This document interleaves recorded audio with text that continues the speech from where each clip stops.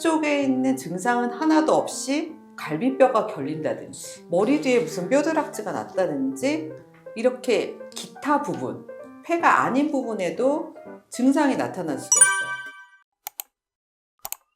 박사님 우선 네. 폐암이 뭔가요? 폐암은 단순하게 폐세포에 종양이 생기는 거라고 보시면 되고요. 근데 세포뿐만이 아니라 폐 이 사이사이에 떠다니는 암세포도 있습니다. 폐 부분에 생기는 모든 비정상적인 세포를 모두 말하는 것이죠. 그럼 폐암이 네. 왜 생기는 거예요? 폐암이 생기는 거는 첫 번째는 유전적인 요소도 배제할 수는 없고요. 그다음 두 번째는 환경, 성면이라든지 공사장에 오래 계셨다든지 아무래도 그 오염된 공기 중에 있는 화학 물질에 노출이 많이 되신 분도 걸릴 수가 있고, 그 다음에 가장 큰 퍼센트를 차지하고 있는 건 역시 흡연이죠. 네, 흡연 30년, 40년 이렇게 하신 분들은 아무래도 폐암에 걸릴 확률이 아주 높습니다. 폐암의 네. 그 초기 증상에는 뭐가 있나요? 초기 증상에 이제 진단 전의 증상들이 여러 가지가 있습니다. 그러니까 저희 아버지 폐암이셨는데 폐의 좌측이 7cm, 우측이 3cm였는데 기침은 하나도 없으셨어요. 그러니까 폐 쪽에 있는 증상은 하나도 없이 갈비뼈가 결린다든지 머리 뒤에 무슨 뼈드락지가 났다든지 이렇게 기타 부분, 폐가 아닌 부분에도 증상이 나타날 수가 있어요. 어떤 분들은 어깨 결림이 갑자기 너무 심해진다든지 등 통증이 있을 수가 있어요. 이런 경우는 폐에서 암이 자람으로 인해서 주변 조직에 영향을 줘서 통증을 유발하는 경우가 있습니다. 그리고 또 대부분은 감기인 줄 알았는데 기침을 너무 오래 하신 거예요. 보통 감기라고 하면 아무리 길어도 한 2주 정도? 2주, 한 달. 어떤 분은 2달을 계속 약을 드시는데도 좋아지지 않아서 검사를 해보니까 뭔가 폐에 보인다. 이런 경우가 많았습니다. 그래서 감기인지 암으로 인한 그 기침인지를 조금 구별하는 게 좋을 것 같고요. 한 2, 3주 정도 기침을 너무 했다 이러시면 일단 엑스레이를 찍어 보시고, 근데 엑스레이는 사실 잘 나타나지 않을 가능성이 커요. 저희 아버지 같은 경우도 6개월 전에 엑스레이를 찍으셨는데 깨끗했거든요. 그래서 엑스레이보다는 이런 기침이 너무 심하면 저설량 PETCT를 좀 찍어보시는 게 좋을 것 같고요. 그 다음 또 하나, 기침도 없고 통증도 없는데 급격한 체중 감소. 한 달 사이에 갑자기 저는 똑같이 먹고 생활했는데 갑자기 5kg가 빠졌다. 그러면서 극심한 피로감이 있다. 이것도 암이 주는 신호일 수 있습니다. 이런 기침 가래, 그 다음에 체중 감소, 기타 부위의 통증들 관리하시면 좋을 것 같습니다. 그 건강검진에서 네. 폐 관련 이상이 없었는데도 네. 갑자기 또 이제 그런 암이 발견되는 경우가 있나요? 있지요. 정말 있습니다.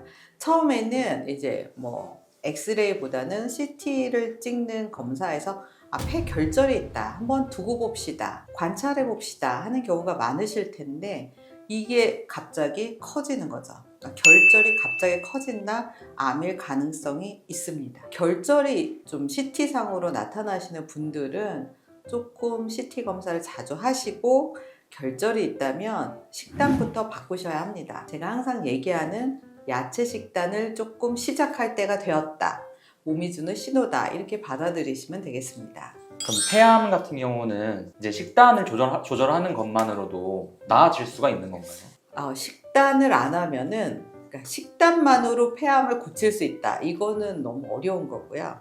식단조차 하지 않는다 그러면 폐암의 증식 속도가 가속화됩니다. 여러분 좋아하는 치킨을 먹고 치맥을 먹고 커피, 라떼를 드시고 고기를 드시고 지방이 많은 고기를 매일 섭취한다면 암이 정말 아기 자라듯이 쑥쑥 자랄 수가 있습니다. 그래서 제가 항상 강조하죠.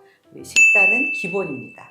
그러면 이제 여기 영상을 보시는 분들 중에 네. 폐암에 걸린 환자가 가족이 있거나 아니면 폐암에 걸리신 분들이 많이 있을 텐데 네. 딱 이제 걸렸다고 하면은 뭐부터 해야 될지 이제 궁금하거든요, 그게. 일단 폐암 진단을 받았다, 우왕좌왕하지 마시고 우리 열방상담소 유튜브 채널에 우리 몽땅 주스 영상 많잖아요. 식단부터 하셔야 돼요. 그래서 몸을 일단 독소가 많이 쌓여진 몸입니다. 해독하는 이 야채 식단으로 바꾸시고 염증을 일으키는 식단, 그거를 좀 기름을 많이 쓰는 식단은 이제 그만하셔야 합니다. 볶는 요리, 튀긴 요리 최악입니다. 그러면 40, 50대 중에 네, 특히 폐암에 주의해야 하는 사람들이 있다면 네. 어떤 분들이 있을까요? 우리 40대, 50대는 이제 만성 질환이 시작되는 단계입니다. 30대부터 아프신 분들 별로 없어요. 근데 40대부터 시작되는 게 이제 슬슬 고지혈이 오기 시작하고요. 그다음 고지혈이 오면서 약간 다 혈당도 올라갑니다. 그러면 이제 지방이 쌓이고 혈당이 높아지면 혈관도 좁아지고 혈압이 살살 올라가죠. 그리고 우리가 대사가 떨어지니까요. 예전과 30대, 20대처럼 똑같은 양으로 드시면 살이 찌죠. 어디 찌죠? 복부에 찌면서 지방이 많아집니다. 그런데 또 최근에 오신 환자는 지난 20년 동안 건강검진을 정말 단 한 번도 받지 않으신 거예요. 그래서 아무 증상도 없고 그러나 이분은 흡연을 많이 하셨는데 따님이 정말 협박과 그래서 모시고 갔는데 바로 폐암사기 오신 겁니다. 그래서 이분은 벌써 검사하자마자 진단 받자마자 뇌전이까지 오셨어요. 굉장히 심각한 상태였는데도 증상이 없었단 말입니다. 그래서 가장 중요한 건 뭐다? 국가건강검진을 여러분 우리나라에서 너무 좋죠. 2년에 한 번씩 하라고 하잖아요. 그거를 빠뜨리시면 안 됩니다. 그리고 이 폐암이 진행될 때는 2년에 한 번도 좀 너무 늦습니다. 그러니까 매년 좀 폐 관찰을 해주시는 게 모든 나와 온 가족을 행복하게 하는 가장 쉬운 방법입니다. 폐암 같은 경우는 한번 발생하게 되면은 네. 이제 말기까지 가는 속도가 빠른 편인가요? 엄청 빠르죠. 엄청 빠릅니다. 특히 1, 2기는 그래도 크기가 작고 수술을 좀 작은 부위를 하는데 이제 3기 정도 되면은 거의 반 정도를 우측이다, 우하역 이렇게 하면 폐의 반을, 한쪽의 반을 절제하는 수술이기 때문에 범위도 크고요.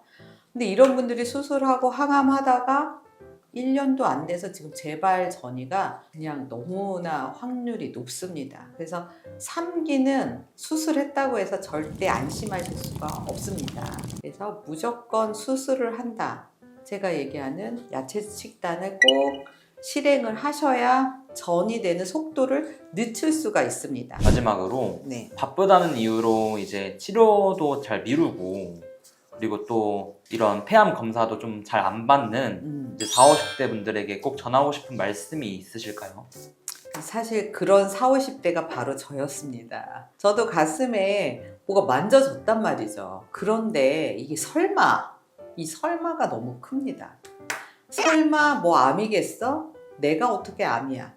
그건 참 자만이더라고요. 저는 꼭 암이 올 수밖에 없게 운동 안 했죠. 건강한 식단 전혀 하지 않고 야채 전혀 먹지 않고 스트레스 많고 불면증 있었고 뚱뚱했고 이런 환경을 가지고 있는 제가 설마 암이겠어라고 이렇게 자만을 했습니다. 그래서 우리 40대 50대 가정과 우리 자녀들을 위해서 너무 가장 열심히 일하는 시기가 40대 50대입니다. 그래서 사실 자신을 돌보는데 우선순위를 두지 않아요. 그런데 가족도 다른 면으로 생각하면 가족을 위해서 내가 제일 건강해야 되는 거니까 올해는 놓치지 말고 건강검진을 꼭 해보시고요.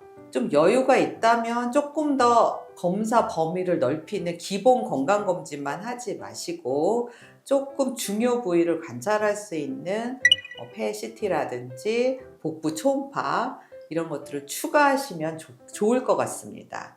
그리고 혈액 검사도 기본 혈액 검사만 하지 말고 종양 표지자를 꼭 추가해 주세요.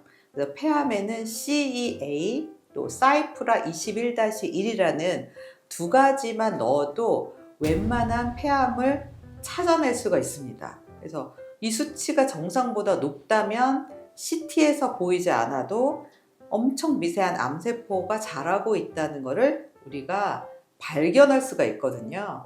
그러면 사실 한 한나절, 한 2-3시간만 좀 신경 쓰셔서 나를 위한 투자를 하는 이번 한 해가 됐으면 좋겠습니다. 마지막으로 이제 이 영상 보고 계신 시청자분들에게 한마디 해주시면 감사하겠습니다. 제가 암 치유의 지름길을 제시하고 있습니다. 그래서 저희 유튜브 채널이 도움이 되셨다면 좋아요, 구독, 알림 설정 부탁드릴게요.